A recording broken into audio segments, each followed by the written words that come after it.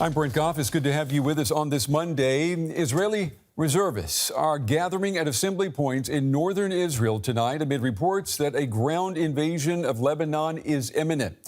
Israeli warplanes have intensified bombings in southern Lebanon, as well as the capital Beirut, as the army amasses tanks and armored vehicles along its northern border. Despite pleas from many international allies for an immediate ceasefire, Israel says that it will not stop its military campaign in Lebanon until all 60,000 Israelis displaced by Hezbollah's rockets can return to their homes. All right, journalist Balik Sadin, he's following this story for us from Tel Aviv. Balik, what do you make of those media reports? Is an Israeli ground offensive in Lebanon, is it imminent?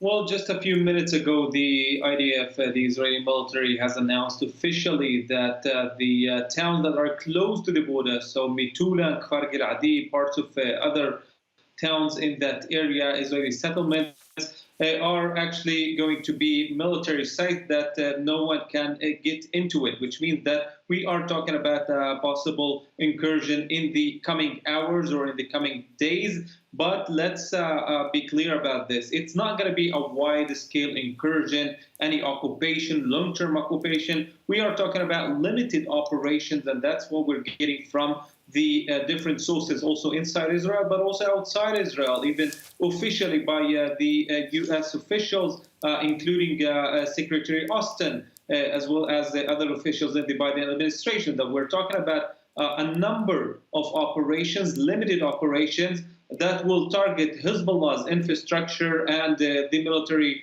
infrastructures there right beside the border, and not a wide-scale operation. But no one knows whether this is only the beginning of such operation, just like it happened at the Gaza Strip back in last October, or it's going to be the end game for Israel, just to deal with the military infrastructure that is close to the border in order to secure the return of the Israeli civilians to their homes. Earlier today, Israeli Prime Minister Benjamin Netanyahu addressed the Iranian people directly. Take a listen to part of what he said. There is nowhere in the Middle East Israel cannot reach. There's nowhere we will not go to protect our people and protect our country.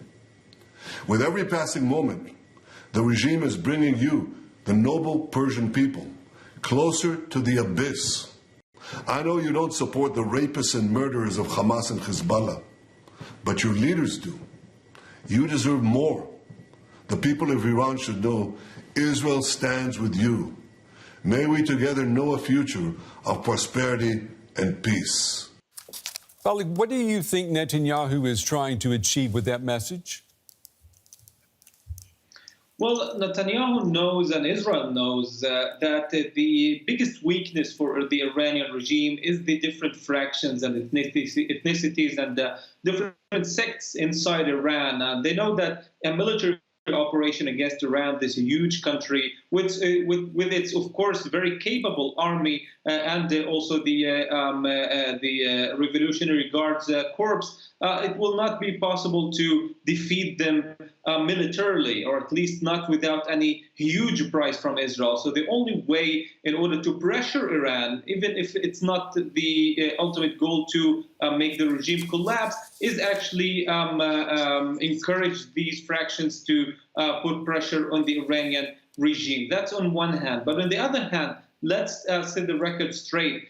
Just a few moments ago, this evening, the censorship in Israel allowed to announce that one of the aims of this whole war, or this whole operation that Israel has been conducting since last year, is to avoid a military escalation against Iran. But last Thursday, this goal was changed, which means that Israel is also prepared for an exchange of fire with Iran. But we're talking about two countries that are very far away from each other.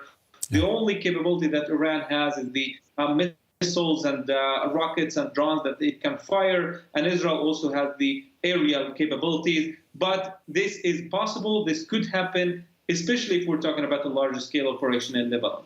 That's right. All fears growing to a wider war in the Middle East tonight. Journalist Balik Sadin with the latest from Tel Aviv. Balik, thank you. Hezbollah's deputy leader says that his forces are primed and ready to fight a possible ground incursion by the Israeli military into Lebanon. Naim Qassem was speaking in his first public appearance since the leader of Hezbollah, Hassan Nasrallah, was killed in an Israeli airstrike last week. Qassem also said a new leader of Hezbollah would be announced soon. Well, I'm joined now by Rhonda Sleem. She is an analyst at the Middle East Institute. It's good to have you with us this evening. What do you make of Qassem's message that Hezbollah is ready for an Israeli ground invasion? Is it?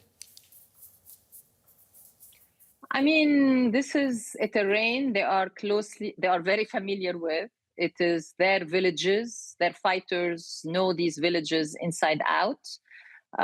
Israel will be invading their territory, and they have fought with them in the past in 2006 and brought that war to its standstill and forced Israel to agree to a ceasefire.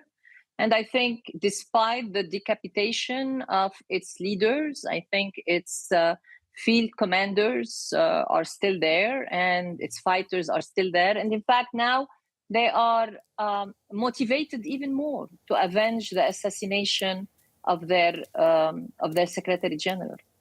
Who do you think is going to be the next leader of Hezbollah? Look, there are two names that are most talked about as possibly succeeding Sayyid Nasrallah. The first one is Naim Qassem, his deputy, who just spoke this morning and gave a speech about where they are, their readiness to fight this war. And the second one is the chairman of their executive council, Hashim Safiyuddin, who is Sayyid Nasrallah's cousin.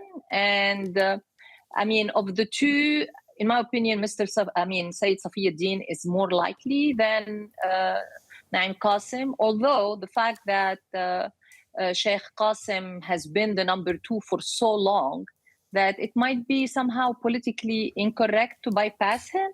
And so what we might see is a transitional leadership.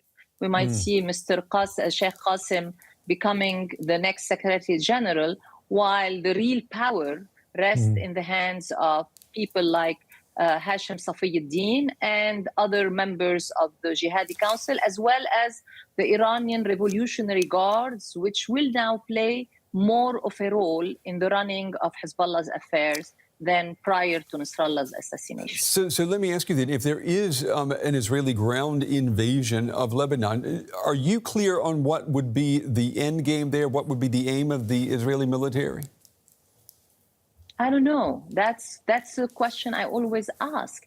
I mean, definitely what Israel has achieved to date has been tactically very successful, whether it's, technologically, the decapitation of the command structure, the assassination of of Sayyid Nasrallah. I mean, for Israel and for a lot of its supporters around the world, this has been tactically very successful. But I have yet to figure out or to understand how this will be leveraged, including the ground invasion, how it will be leveraged into achieving their strategic objective, which they stated as basically regaining order and control of the northern part of Israel, stopping Hezbollah from launching rockets toward those communities, and enabling 60,000 plus of their citizens to return to their communities in northern Israel. I don't see how these tactical achievements are going to be leveraged into a strategic objective, especially if they get entrapped in a long, protracted invasion, albeit limited, as they say, of southern Lebanon, and possibly long-term occupation of that stretch of land in southern Lebanon. Well, let's talk about for a moment efforts to stop and prevent a ground invasion. I want you to take a listen to what U.S. President Biden said about that today. Take a listen. Well, just the fact that Israel may be now launching a limited operation into Lebanon. Are you aware of that? Are you comfortable with their plans? I'm more aware than you might know, and I'm comfortable with them stopping. We should have a ceasefire now. Thank you. Do you expect Iran to retaliate?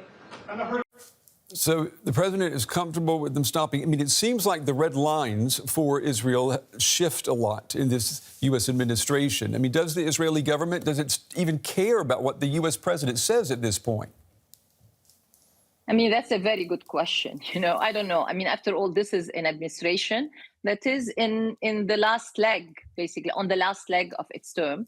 And whether Mr. Netanyahu cares to what President Biden says, and President Biden has been unwilling to use his leverage, especially when it comes to weapons transfer, especially when it comes to transferring jet fuel to Israeli Air Force.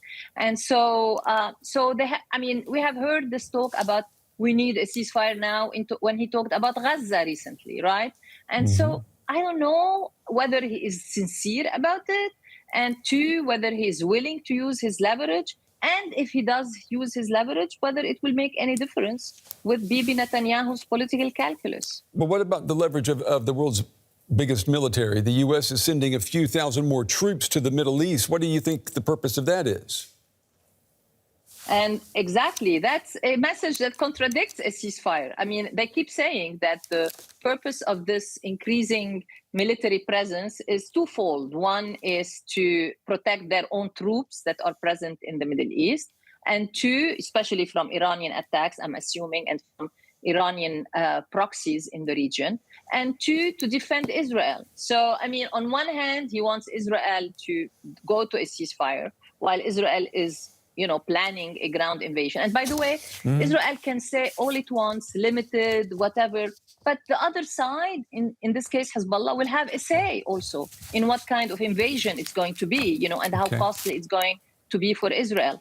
And so the question is, I mean, it's going to be interesting. I mean, we are now at a standstill and things will evolve and we have to follow things as they are evolving. Ron Naslim with the Middle East Institute. Ms. Naslim, we appreciate your time and your analysis tonight. Thank you. Thank you very much. I appreciate it. Well, what can Europe do in this situation? EU foreign ministers met on short notice this evening for a video call to discuss the situation in Lebanon. Let's go now to our Brussels correspondent, Rosie Burchard. She's following this story for us. So what more do we know about this? I mean, I dare say, a last-minute emergency meeting among EU foreign ministers? The meeting has wrapped up and we've heard from EU Foreign Affairs Chief Josep Borrell speaking to press. He said quite clearly this is a moment of truth for Lebanon. That's how he described it. He reiterated the EU's call for an immediate cross-border ceasefire between Israel and Hezbollah. And he said with quite a clear tone there that any military intervention, any further military intervention would seriously aggravate the situation, he said, and must be avoided. Borrell has also in the past talked about arguing that civilians are paying a much too heavy price here, civilians being caught in the crossfire. And with that in mind, the EU has also in the past 24 hours released an additional 10 million euros in humanitarian funding for civilians. So at the end of the day, have these types of demands, recommendations coming from Brussels, from the European Union, do they really make an impression on Israel? Have we seen them make a difference in the past? No, we absolutely haven't seen them make a difference in the past. In fact, the EU has really been seen as much more of a kind of bystander than a broker over this past year of conflict in Gaza. And then, of course, this escalating conflict between Israel and Hezbollah, those exchanges of fire. Now, the European Union would be seen as an actor that could have some leverage over Israel, but it has been incredibly divided internally. And therefore, it's been very difficult for the EU to take any decisions when it comes to its policy on the Middle East, and particularly on relations with Israel. We're seeing a slightly different situation now as we see Israel, Hezbollah fighting escalating. In this situation, the EU has been moving more quickly in terms of its diplomacy. It's been coming up with statements more swiftly. We're talking about days instead of weeks or months. But we've also seen a difference in this situation, and that is one key player the EU has in its own grouping, and that is France. It's seen as more of a player in Lebanon, not an uncontroversial one. It is a former colonial power, and it's also one of the only Western powers which has kept up open communications with Hezbollah. Now, will that make any difference on the ground? Well, really hard to say, and certainly it could be a case, as what we've seen so far, is that Western diplomacy, European diplomacy falling on deaf ears, while civilians find themselves very much caught up in a distressing situation on the ground there. And some analysts saying, look, who is Hezbollah going to listen to? It's Iran, not the European Union. And in terms of Israel, well, they're more the diplomatic weight there lies rather with Washington. That's what we're hearing from experts in any case. Our correspondent Rosie Burchard with the latest from Brussels tonight. Rosie, thank you.